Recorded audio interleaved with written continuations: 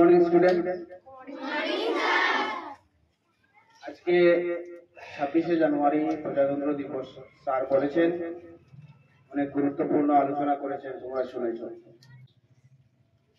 কিন্তু ছোট্ট কিছু মেসেজ তোমাদের জন্য আমি রেখে যাব। আশা করব তোমরা সবাই কথাগুলো একটু গুরুত্ব সহকারে শুনবে। আমরা সবাই জানি ভারত স্বাধীন হয়েছিল কত ইংরেজিতে? আর একটু জুড়ে 1947 ইংরেজি।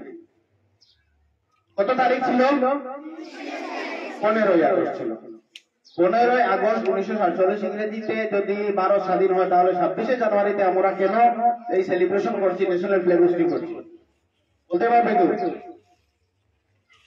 26শে জানুয়ারি আমরা যে সেলিব্রেশন করি, তার কারণ হলো একটা দেশ স্বাধীন তো হয়েছে বটে, আমরা একটা দেশ হিসাবে আগেও ছিলাম, কিন্তু মধ্যখানে সেই নির্যাতনের লম্বা একটা দৌড়, ইংরেজের সেই দৌড়ে খেলাফতের পরে আমরা যখন আবার স্বাধীনতা লাভ করি, এই দেশ স্বাধীনতা লাভ করার পরে দেশ পরিচালনা করার জন্য ডক্টর বাবা সাহেব ভীমরাও আম্বেদকরের হাত ধরে আমরা যে সংবিধান পেয়েছি, সেই সংবিধান কার্যকরী হয়েছিল কত তারিখে?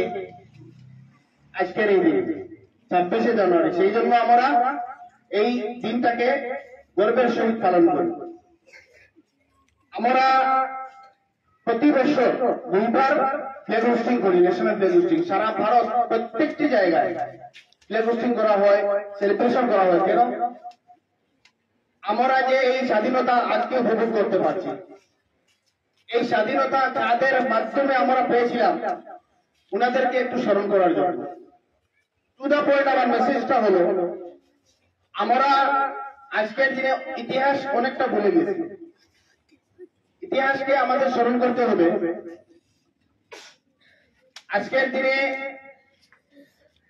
মহাত্মা গান্ধী, জওহরলাল নেহরু, বাবা সাহেব ভীমরাও আম্বেদকর এবং নেতাজি সুভাষচন্দ্র বসু, আমরা সিলেক্টেড কিছু নেতাদের আমরা নাম জানি। সেই সঙ্গে আরো যারা ছিলেন অসংখ্য মানুষ আমাদের এই স্বাধীনতার জন্য নিজের আত্মবলিদান দিয়েছিলেন, নিজের রক্ত দিয়েছিলেন। ওনাদেরকে আমাদের স্মরণ করতে হবে।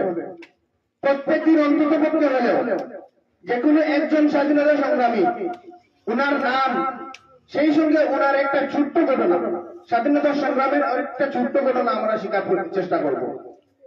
যদি আমরা প্রত্যেকদিন একটা করে অন্তত পক্ষে শিখি, সপ্তাহে 7 দিনের মধ্যে 6 দিন আমরা শিখবো। 7 নম্বর দিন আমরা সেই 6 জনের যে ইতিহাস আমরা শিখেছি সেটাকে আমরা রিভাইজ দেব।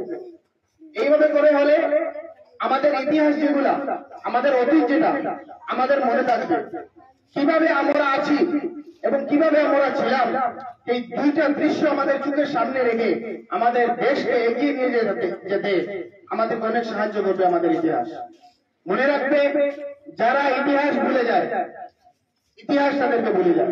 সেই জন্য কোনদিন প্রকৃত ইতিহাসকে আমরা ভুলবো না। ঠিক আছে? আমি এই কথাগুলো বলে আমার সংক্ষিপ্ত বক্তব্য এখানে শেষ করলাম। ধন্যবাদ।